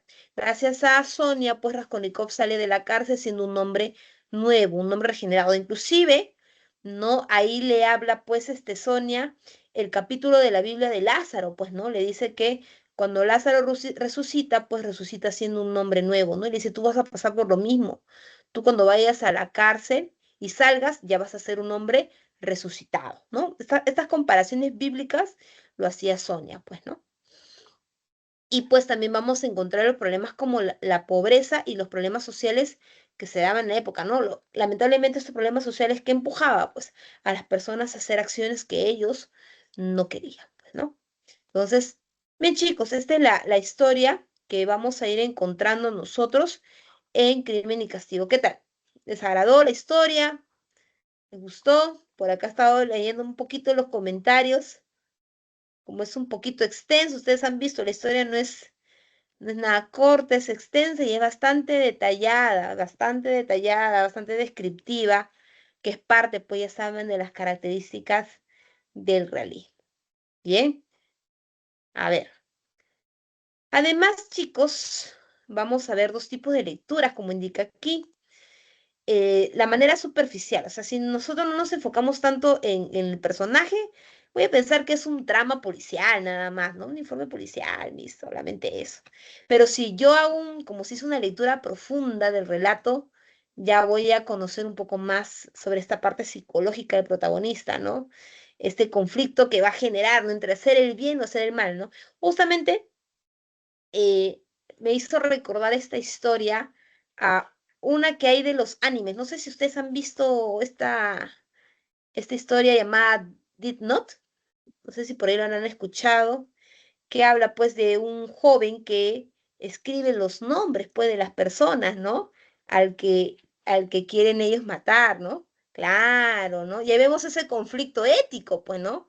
Por un lado quiere hacer el bien, porque mata a personas que han hecho acciones negativas, pero a la par también está el otro conflicto que es asesino, ¿no? Entonces ahí vemos ese conflicto un poco entre, que también tenía Raskolnikov, ¿no? De querer ser superior, ¿no? Se deja llevar, claro, la superioridad, ¿no? Qué bueno, chicos, qué bueno que les haya gustado la historia, para que un poco también conozcamos la realidad de la época y pues a mí me encanta porque me gusta cómo Dostoyevsky pues habla sobre cómo él desarrolla pues este pensamiento y a la par también cómo sufre, ¿no? Las consecuencias que trae en el hombre, pues no, yo me imagino, ¿no? Cuando uno mata, ¿qué siente? ¿No? Entonces ahí vemos a un Raskolnikov que, uy, delirio, fiebre, no podía dormir, no podía comer, ¿no? Entonces es muy interesante esa perspectiva que tenía este personaje sobre la obra. Bien, vamos a pasar ya, chicos, a la segunda parte, que viene a ser la narrativa, pues ya del siglo XX. A ver, ya dejamos de lado un poco ese siglo XIX. Recordemos que aquí, desde el romanticismo, desde el neoclasicismo, pues nos enfocamos en ciertas temáticas. Cuando llega esta narrativa del siglo XX, vamos a ver nosotros un cambio totalmente diferente. Y es que es siglo XX, pues chicos, hay cambios, hay innovaciones tecnológicas, hay nuevas perspectivas. Estamos hablando de personajes y de personas que han pasado por todo este proceso, ¿no? Entonces, ¿qué vamos a encontrar aquí en cuanto a esta narrativa? En primer lugar, ya vamos a encontrar acá algunos de estos personajes, de estos escritores que, pues a la par, recordemos que en el siglo XX estamos hablando también a la par de la vanguardia de la época, que hablan pues estos personajes que han vivido, como se dice, la Segunda Guerra Mundial, pues, ¿no? Y que pues han visto diversas temáticas que se han desarrollado ahí y han buscado plasmarlo en sus obras, ¿no? Un ejemplo que voy a plasmar acá para no extenderme mucho es Hemingway, pues, ¿no? Con El viejo y el mar. Vemos ahí un hombre, pues, un anciano, al que nadie le daba, como se dice, ¿no? Nadie le tomaba importancia. Pero ese anciano era perseverante, ¿no? Hizo de todo para poder demostrarle al mundo, pues, que él sí podía, ¿no? Y lo hacía, ¿para qué? Para poder sobrevivir, ¿no? Entonces hablé de la parte de la supervivencia, de la época. Por otro lado, lo que vamos a ver hoy día con Frank Kafka, que habla de la deshumanización. Entonces estamos viendo aquí, chicos, a diversas personas, a diversos escritores que van a hablar sobre diversas temáticas. No va a ser como en el realismo que me tengo que enfocar solamente en problemas sociales, ¿no? O en el romántico, que sea, me tengo que enfocar en las emociones. No. Aquí las temáticas van a ser múltiples, van a ser variadas y van a ser desde la perspectiva de cómo ha sido el cambio del hombre, porque eso es lo que se buscaba en el siglo XX, ¿no? Explicar también cómo se dio este cambio en los hombres. Entonces, a ver, vamos por acá para explicar un poquito más a profundidad la parte de las características. Primera característica es la parte de la visión universal e histórica del hombre. Como justo le decía, ¿no? Estamos hablando de un hombre que ha pasado por varios procesos. La revolución industrial, que está pasando por ya los cambios tecnológicos. Entonces, se quería ver ello, cómo es la visión de este personaje a través de la historia. Dos, temáticas múltiples. Aquí nos centramos en varios temas.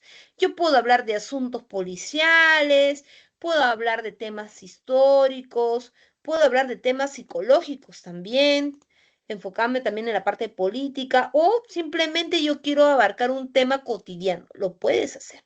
Aquí ya no había, como se dice, restricciones. Tú te enfocabas en lo que tú deseabas. Ya por eso se hablaba de este tipo de desarrollo de aspectos, no tanto lo histórico, lo social, lo psicológico, lo cotidiano o también lo que es la parte política. Ahora, así como hubieron cambios, también hubieron innovaciones temáticas. ¿Qué pasa? En el caso de hasta lo que viene a ser el realismo, chicos, hasta el realismo, hablábamos de la aparición solamente del narrador omnisciente, ¿ya? a partir de esta narrativa del siglo XX vamos a ver un cambio. ¿Cuál va a ser el cambio? Que se va a desplazar al narrador omnisciente. Ojo, se desplaza, no es que ya no va a aparecer, solamente se desplaza, porque van a aparecer nuevos tipos de narradores, como cuáles, el narrador protagonista, como el narrador testigo, ¿no? Que lo van a ir implementando en las novelas, ¿ya? Punto número 2, nuevos procedimientos narrativos. Como se quería un poco enfocar en el pensamiento del hombre, en sus preocupaciones, ¿no? ¿De qué estamos hablando? Del uso del monólogo interior, que era justamente ello, ¿no? Saber un poco del pensamiento del hombre, ya que qué era lo que pensaba, que se preguntaba, eso se enfocaba el monólogo interior. Y a la par también vamos a ver nosotros que se va a quebrar el orden lógico y cronológico. Igualmente, hasta el realismo, chicos, estábamos acostumbrados a escribir, pues, inicio, nudo y desenlace, ¿no? Aquí ya no. Aquí ya vamos a hablar de los famosos, por ejemplo, flashbacks. No sé si han escuchado ustedes los famosos flashbacks. ¿Qué es el flashback? ¿Alguien recuerda? A ver, ¿quién recuerda qué es el flashback? A ver. ¿Me escuchado o no, chicos, del flashback? Ajá, ir por atrás, ir para atrás, exactamente. Exactamente. Vistazos breves de un recuerdo. Muy bien, Ian. Muy bien, Sofía. Así es, ¿no? ¿Qué pasaba? Que el autor buscaba, ¿no? Como que para poder profundizar justamente a este personaje, traer cuestiones de su pasado, de su infancia y compararlo con el presente, ¿no? Ojo, no solamente hablamos de cosas del pasado, también podíamos traer el futuro, ¿no? Y pasarlo al presente y así sucesivamente. O sea, ya había un rompimiento total de lo que viene a ser el tiempo. Entonces, por eso hablamos de ese quiebre de orden lógico y también cronológico. Bien, bien chicos, entonces ya que hemos analizado esta parte de las innovaciones técnicas, vamos a hablar un poco de lo que viene a ser la metamorfosis de Frank Kafka. ¿Qué se sabe de Kafka? En realidad no mucho, chicos, no mucho. ¿Por qué? Porque Kafka era una persona muy tímida, muy introvertida, ¿ok? Él tenía un amigo, se llama Mark Brooks, que se podía decir que con él podía soltarse, podía abrirse, podía contarle lo que sentía, y pues él le pide, inclusive este amigo, pues le comenta que él estaba escribiendo, que su sentir él lo escribía a través de sus novelas, y le pide por favor que cuando él fallece, que si él muere, queme sus obras. Así le dijo, quiero que queme mis obras. No me gustaría que la gente sepa mis pensamientos, no quiero que la gente sepa de las historias que yo creo, ¿no? Por lo mismo que era tímido, pues no, pensó que no iba a surgir mucho. Pero pues su amigo dice que cuando muere Kafka, muere también de una tuberculosis, recuerden que todavía la tuberculosis no tenía cura en esa época, su amigo dice que cuando lee sus escritos se queda maravillado y dice, no, eso no puede ser, entonces lo publica, rompe, rompe sus, nadie sabrá de nosotros. Claro, ese es el pensamiento pues de Kafka, ¿no? Que no quería ser el centro de atención. Bueno, entonces pues ya, se publica y es así que es conocido que hasta la fecha ahorita transciende todavía sus obras, chicos, ¿no? ¿Qué sabemos de él? Pues es un escritor checo de origen judío. Él va a escribir en lengua alemana la mayoría de sus obras y pues una de las temáticas, por lo mismo que era él bastante introvertido, ¿no? Vamos a encontrar que sus obras va a exponer más la parte de la angustia y el absurdo de la vida del hombre contemporáneo, ¿no? Dice que él veía, pues, que los hombres, si bien es cierto, hablamos de innovación y todo lo demás, él decía, pues, ¿no? Como que el hombre ya ha perdido esa esencia, ¿no? Ya no es el hombre que solíamos hacer, que al menos veíamos los detalles de la naturaleza, que al menos, ¿no? Estamos presentes, ya no. Ahora, hoy en día, el hombre que se ha vuelto consumista, está más preocupado por el capitalismo, ¿no? Y ya ha perdido la esencia del ser humano. Eso era lo que Kafka mostraba, pues el cambio que ha sufrido el hombre a través de la historia. Por eso hablamos de esta visión histórica universal del hombre, ¿no? Cómo ha sido este proceso. Entonces, ya con ello, chicos, empezamos con Metamorfosis. ¿Qué sabemos de Metamorfosis? Pues acá tenemos a Gregorio Samsa, que va a ser el personaje principal. Para esto, Gregorio dice que había tenido un sueño intranquilo. Sí, pues Gregorio en realidad estaba soñando que era un insecto, pero él no pensó que al levantarse ya no iba a pensar que se iba a convertir en un insecto, ¿no? Y así fue, pues, ¿no? Él se levanta y pues comienza a sentir pues sus manos y sus pies medio raros, pues, ¿no? Entonces él dice, pues a ver qué está pasando, ¿no? Cuando abre los ojos se da con la sorpresa de que ya estaba siendo convertido en un insecto. Entonces su familia comenzó a preocuparse porque dice que Gregorio tenía una rutina bien establecida, o sea, se levantaba tempranísimo y él se iba a trabajar, ¿no? Sin embargo, acá lo curioso es que Gregorio al levantarse, no, yo creo que como una persona normal diría, pues, oye, ¿qué pasó? ¿No? Me convertí en un insecto. ¿Qué hago para volver? ¿No? Uy, no llamo a mi familia. No, Gregorio no. Gregorio dice que se levanta y lo primero que dice es, ¿ahora qué hago para ir a trabajar?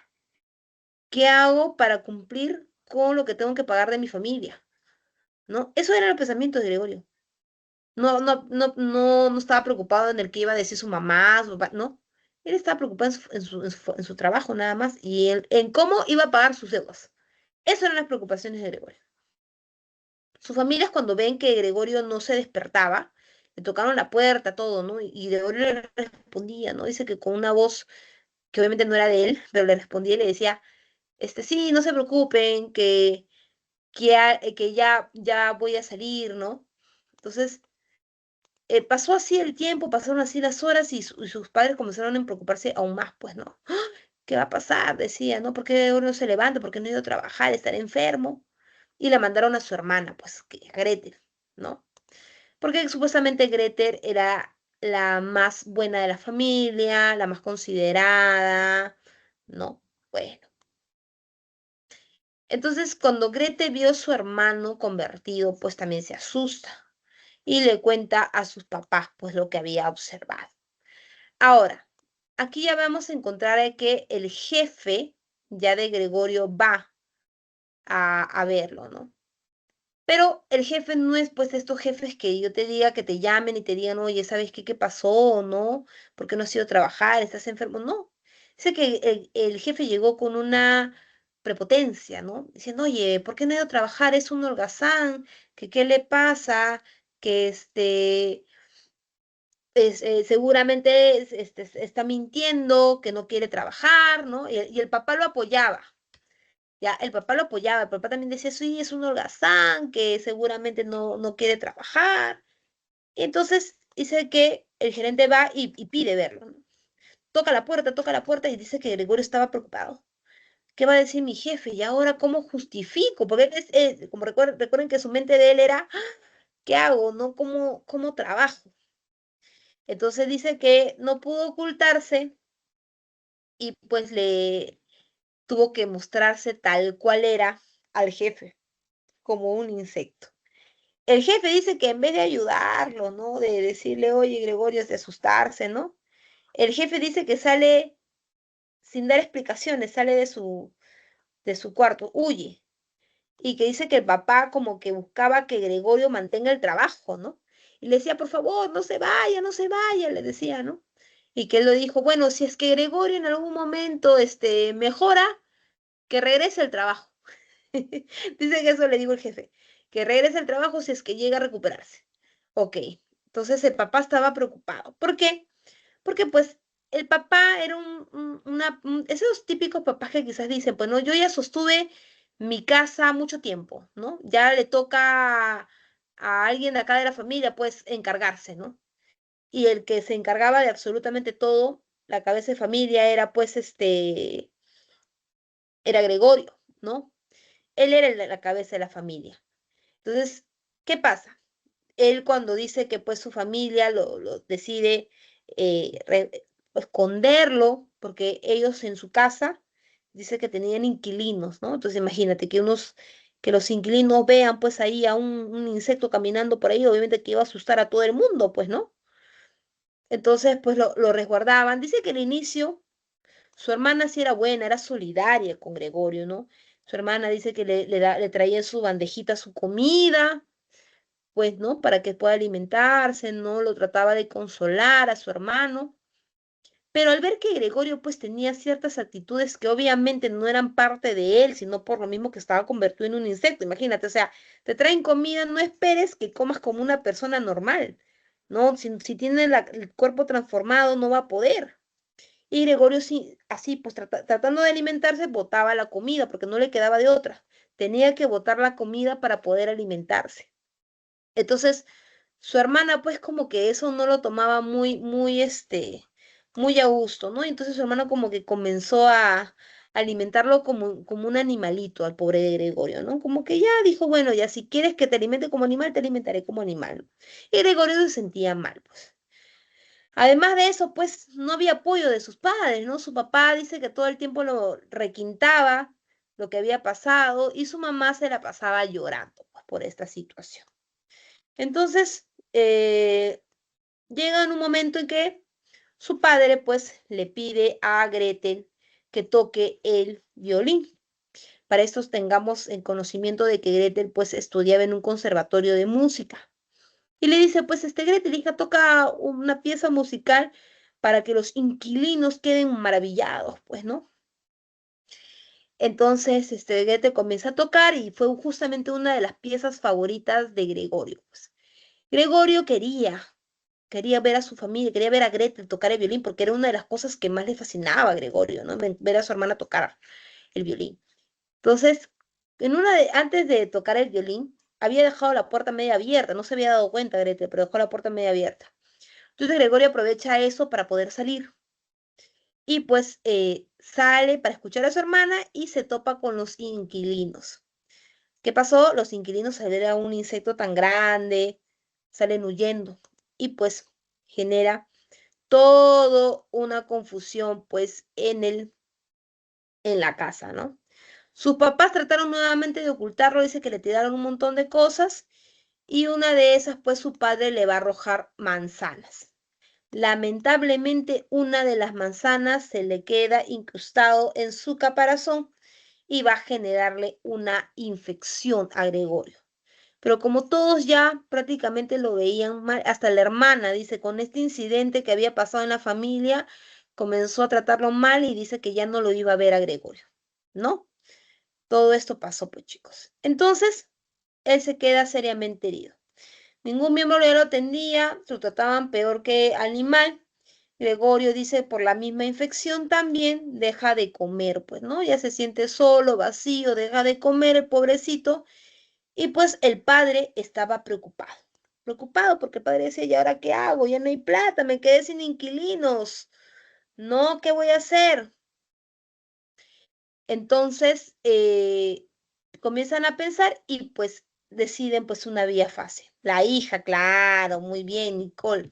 Gretel ya estaba creciendo, ya como se dice, estaba en edad para casarse. Entonces el padre dice, muy bien, Gretel, la vamos a ir preparando a Gretel, ¿no? Entonces Gretel dice que va a alimentar como lo típico que hacía ella, va a alimentar a Gregorio y se da con la sorpresa pues de que Gregorio ya estaba muerto, ¿no? El pobrecito murió, como se dice, abandonado, con la infección pues que tenía y los padres dicen que lo tomaron más que mal, lo tomaron como que, bueno, ya esto era lo que tenía que pasar, ¿no? La única que por ahí poco como que se sintió mal era la madre, pues, ¿no? Porque la madre era siempre la que lloraba por toda la situación.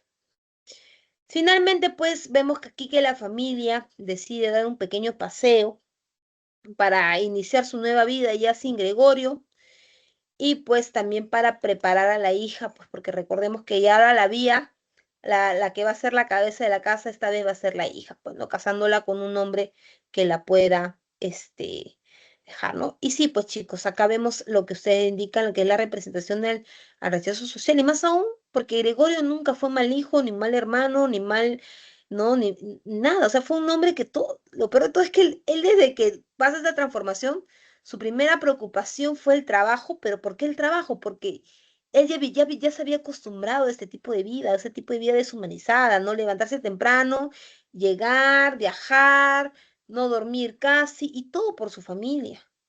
porque ella se sentía responsable de eso, ¿no? Así es, ¿no? Entonces, imagínense, ¿no? Lo que él esperaba al menos era algo, ¿no? Compasión, ¿no? Que a su familia al menos lo tratara, lo ayudara, pero no fue así, fue tratado de lo peor, ¿no? Entonces vamos a ver esta parte de la marginación también de Gregorio Samsa, pues chicos. ¿Qué tema vamos a encontrar acá? Como tema principal vamos a ver la alienación del sujeto moderno que va a conducir a la automatización de la vida cotidiana, pues chicos, o sea, hablamos de la parte de la modernidad que estamos encontrando un hombre que solo se dedica a trabajar. Como ya dicen ustedes, ¿no? Se trabaja para gastar, nada más.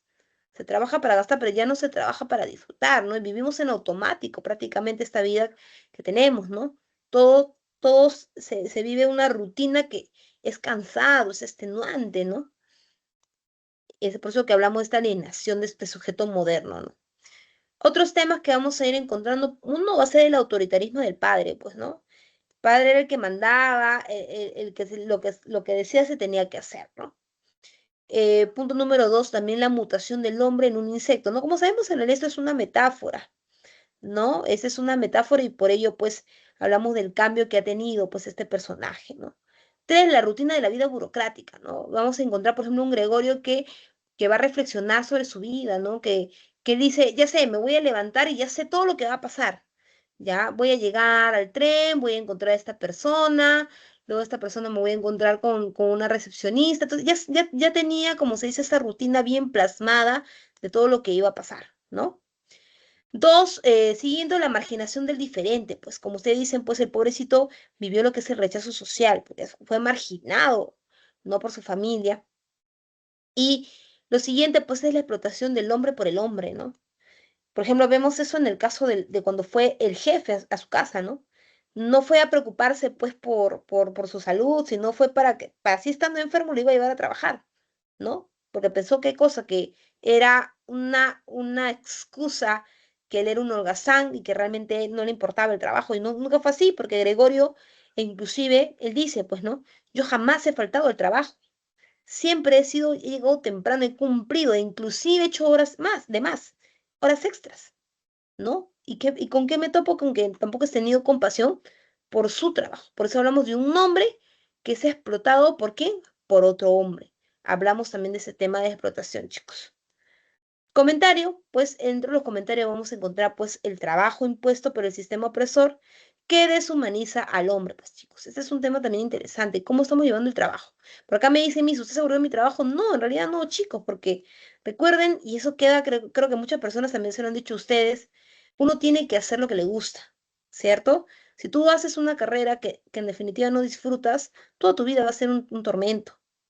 Entonces tienes que hacer algo que realmente te guste, disfrutes, que tú puedas decir, uy, me veo haciendo esto o creciendo, ¿no? Por ejemplo, ayudando, pero siempre ayudando a la persona, siempre ayudando a tu prójimo. ¿Sí, chicos? Entonces, a veces hay personas que realizan trabajos que no les gustan y que generan también la deshumanización, ¿no? El cansancio, el aburrimiento, personas coléricas, personas que paran amargadas, ¿no? ¿Por qué? Porque están cansadas ya de su rutina. ¿Qué más encontramos? Aquí convertido en un ser marginal, el protagonista sufre el rechazo. El rechazo. ¿Y quiénes aquí va a ser el rechazo? Van a ser los padres, ¿no? La metáfora que va a ser la sociedad, ¿no? El rechazo por la sociedad también, y que también piensan de que este persona debe ser eliminado, ¿no? Y eso lo vamos a encontrar también con el padre, con la familia, ¿no? No tomó con tristeza, ¿no? La muerte de este protagonista, ¿no? Todo lo contrario, era como que tenía que pasar esto, ¿no? Y ya nos quitamos un peso de encima. Tercer comentario, pues vamos a ver la transformación también de Gregorio Samsa en un insecto que va a reflejar el absurdo de la existencia humana, ¿no? ¿Por qué hablamos de un absurdo? Porque vuelvo a repetir, si yo me transformo en un insecto, lo que yo pensaría es cómo regresar, ¿no? Me estaría preocupado de mí, ¿no? ¿Por qué ha pasado eso? ¿No? Pero vemos a un Gregorio que tenía otro tipo de pensamiento, ¿no? Un pensamiento en el cual él decía, uy, ¿y ahora qué hago con mi trabajo, ¿no? A ver, ¿y qué tal si me paro, me voy por este lado, a ver si me paro por el otro lado, quizás si me he visto todavía puedo llegar? O sea, ese tipo de pensamiento todavía se mantenía en él, ¿no? Pues claro, no pensó en él, pensó más en su trabajo. Y a la par, pues, como un ser marginal debe ser eliminado por la sociedad oficial. ¿A qué hablamos? De que a veces, chicos, y aunque suene feo, pero es como que a veces el trabajo te usa hasta donde puedas, ¿no? Ya a ver, tienes ya más de 40 años, ya no sirves, ¿no? Ya no das más. Ya, si no das para más, ¿qué cosa? Mejor te vas. No, o sea, para a veces el trabajo somos algo que tenemos cierto tiempo nada más, ¿no? Y no nos ve progresando, no nos ve ayudando más allá, ¿no? Entonces, por eso decimos, ¿no? El marginal que debe ser eliminado por una sociedad también oficial. Bien, bien chicos, ¿qué tal? ¿También les agradó esta historia? ¿Sí? ¿Todo bien? ¿Está claro hasta aquí?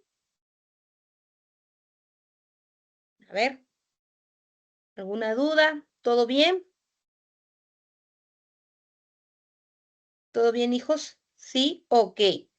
Bien, si no hay más dudas, chicos, entonces voy a dar unos minutitos. ¿Les parece bien 10 minutitos para que podamos desarrollar las preguntas del boletín?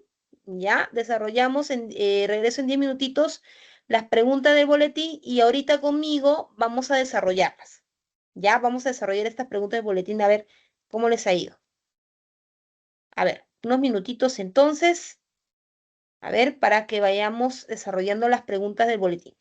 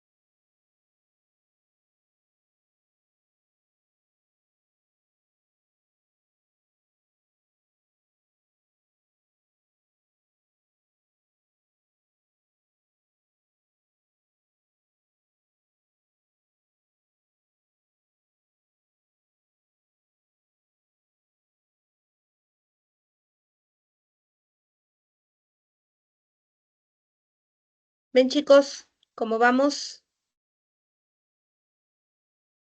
Vamos a ir respondiendo las primeras preguntas, ¿ya? Para ver cómo nos va. A ver, un ratito. Por acá, ok.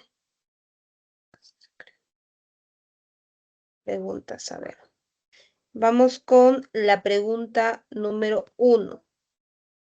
Ya vamos con la pregunta número 1. Te dice, marca la alternativa que completa de manera correcta el siguiente enunciado. Una característica que sitúa al realismo del siglo XIX en el lado diametralmente opuesto al romanticismo es decir, buscaba darle preponderancia a la... ¿Qué han marcado, hijos?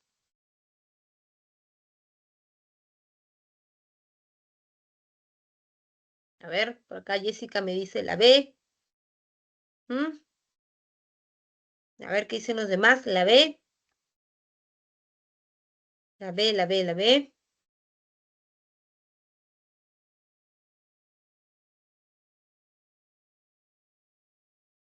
Recordemos, pues, chicos, que sí, pues una de las cosas que el realismo le va a dar la contra al romanticismo va a ser en la objetividad, pues al narrar, ¿no?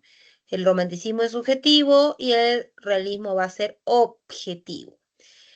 ¿Y por qué? Porque va a describir la realidad de manera fidedigna. Recordemos que una de las características, pues, del realismo, perdón, es hablar con verosimilitud, hablar con la verdad, no inmiscuir sentimientos en cuanto a la parte de la descripción.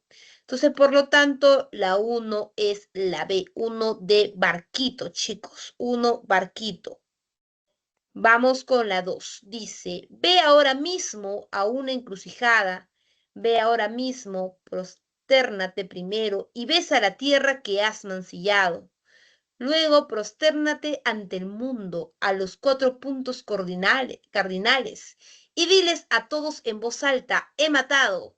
Entonces Dios te enviará la nueva vida. ¿Cuál es la característica de la narrativa de Fyodor Dostoyevsky que se muestra en el fragmento citado en su novela de Crimen y Castigo? A ver, chicos, este fragmento, ¿quién lo da? ¿Quién dirá este fragmento? He matado, dice. Entonces Dios te enviará de nuevo la vida. ¿Quién le dirá esto a Rodion Raskolnikov? ¿De quién será este pequeño fragmento? Claro, aquí estamos frente a Sonia. Entonces, ¿qué característica de esta narrativa se muestra en el fragmento? ¿Cuál viene a ser esta característica que Sonia va a mostrar aquí en este fragmento? Hacia Rodion Raskolnikov. A ver, veamos. Vemos acá que ya Sonia ya sabía la verdad, ya se había confesado Raskolnikov le había confesado el asesinato que había cometido, ¿verdad? Pregunto entonces, ¿cuál sería la alternativa aquí?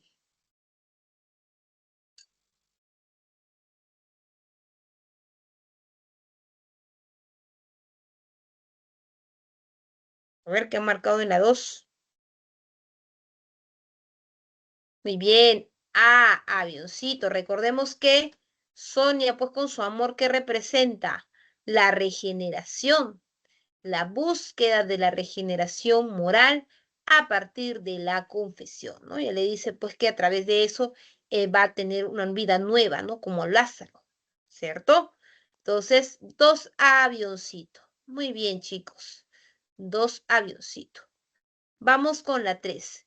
Entre los temas desarrollados en la novela Crimen y Castigo de Fyodor Dostoyevsky aparecen la pobreza y los problemas sociales. ¿Cuál es el enunciado que va a ejemplificar los temas mencionados? Mira, te estoy mencionando pobreza y problemas sociales. A ver, ¿cuál es el ejemplo principal de ello?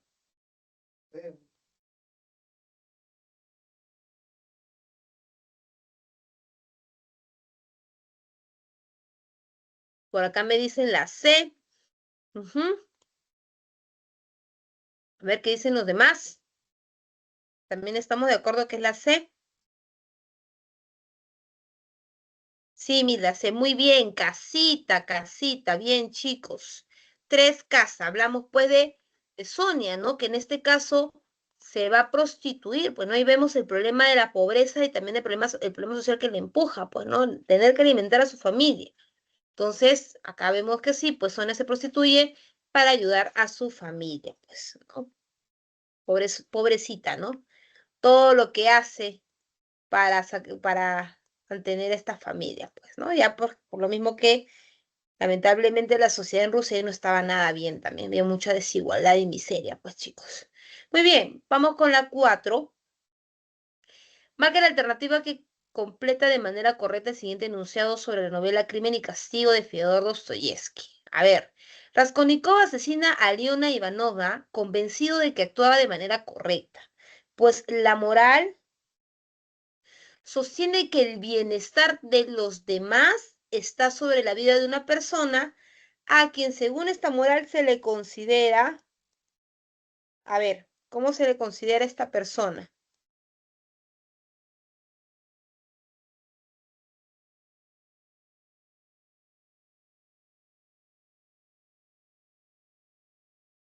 B, me ponen por acá, ¿ya? Lean bien, por ahí hay una trampita, por acá me ponen D, B por acá, B por acá, D por acá, ya. A ver, vamos a ver. La respuesta aquí, chicos, sería dedito, dedito. ¿Por qué? Mira lo que te dice el enunciado. ¿Cuál es la moral? La moral en este caso era intelectualista, ¿ya? ¿Qué sostiene pues a lo demás la vida? Que esta moral se considera a la persona como una persona dañina, nociva. Recuerda pues que Raskolnikov mataba porque se creía él qué cosa superior y a la persona que mataba se le creía entonces nociva, dañina para la sociedad, ¿no? Entonces, como un ser inferior. La alternativa sería la D, 4 dedos. ¿Ya? Vamos con la 5. A ver, marcamos verdadero o falso el siguiente enunciado. La 1. A ver, veamos. Raskolnikov decide asesinar a Leona solo con el fin de robarle. ¿Le quiere robar nada más?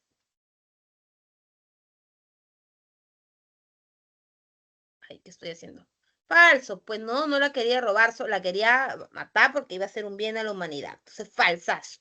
2. El crimen perpetrado deja a Rodion en un estado de satisfacción. ¿Lo deja satisfecho? Falso, claro, más bien lo deja con fiebre, aturdido, el pobre muchacho, ¿no? No podía ni comer. Falso también. El joven protagonista confiesa explícitamente su crimen a Dunia, a su hermana, le cuenta el crimen específicamente. Le dice solamente que ha hecho, no, falso, claro, ¿no? Al que le cuenta todo es a Sonia, explícitamente todo a Sonia, Dunia no. Cuidado con los nombres, porque por ahí se parece Dunia a Sonia, ¿ya chicos? Por último, Sonia, hija del fallecido Marmeladov, ¿se va con Rodión a Siberia? ¿Se va con Rodión a Siberia, sí o no? ¿Lo sigue o no lo sigue a Siberia?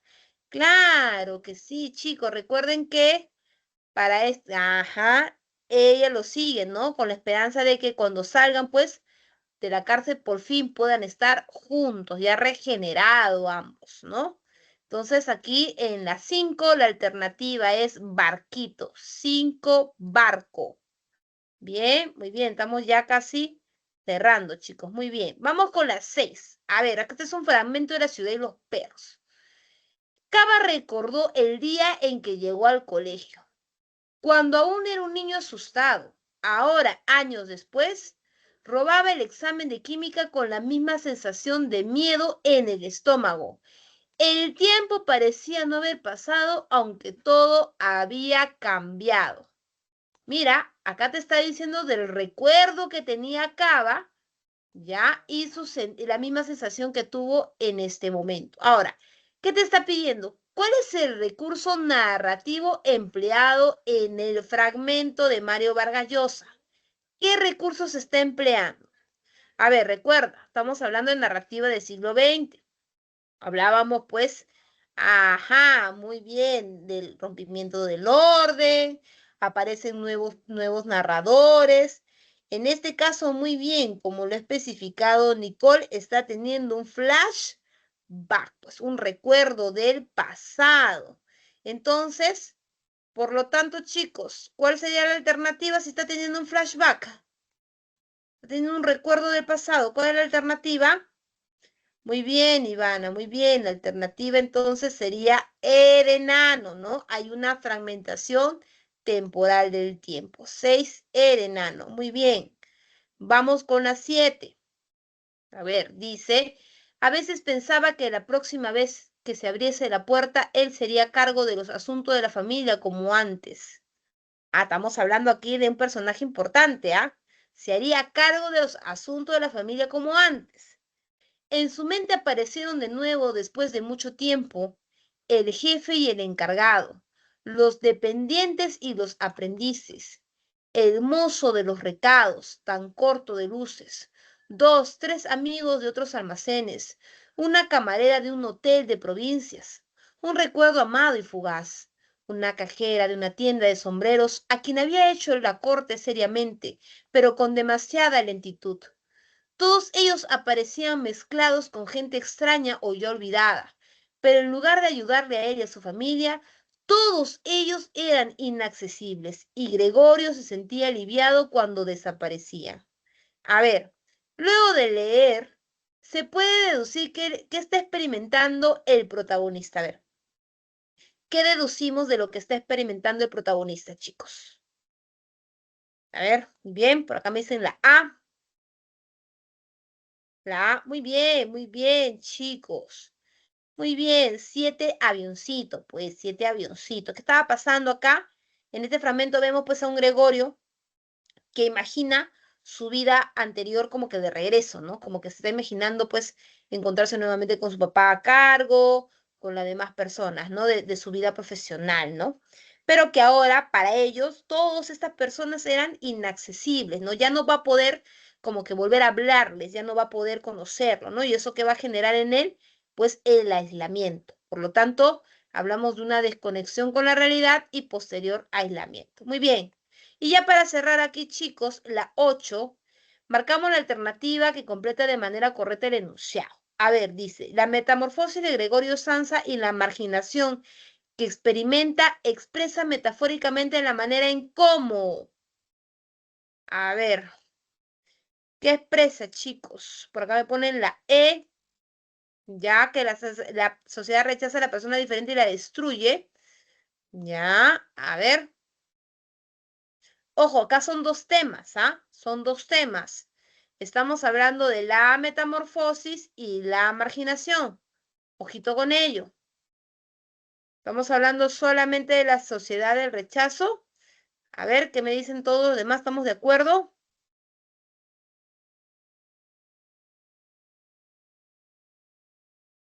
A ver,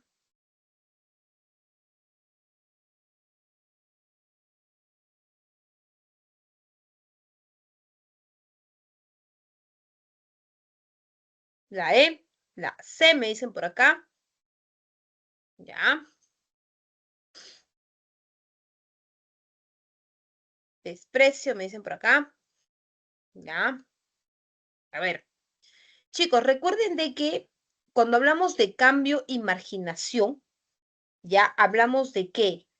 En el caso de la metamorfosis, estamos hablando de una mutación, ¿cierto? De un cambio. Entonces, este cambio, ¿por qué se da? Se da por la deshumanización del ser humano. Y al hablar de esta deshumanización, también estamos involucrando también la parte de la alienación. Ojo, esta palabra es importante, alienarse. ¿Qué significa alienarse? Es ser de alguna forma igual que el resto. O sea, yo puedo pensar, puedo ser diferente, pero aún así trato de qué, de alienarme al resto. Entonces, por eso que estamos hablando, ya, que en este caso la alternativa sería la C, 8C. Hablamos del cambio que ha sufrido ya Gregorio, ya, y a la par también la alienación que él va a buscar, ¿no? Ser igual al resto de alguna u otra forma, ¿no? Entonces, aquí la alternativa viene a ser la C. Bien, chicos, entonces ya estamos culminando la sesión del día de hoy. Espero que tengan un lindo fin de semana y ya nos estamos viendo el día lunes para desarrollar la semana número 5. Cuídense, chicos. Nos vemos. Hasta luego, Miss. Nos vemos, Solo nos vemos. Hasta luego. Cuídense, chicos. Gracias, Edison. Nos vemos.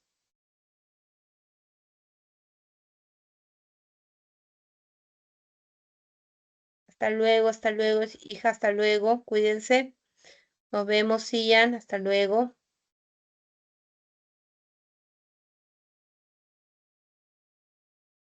Siete a 7A.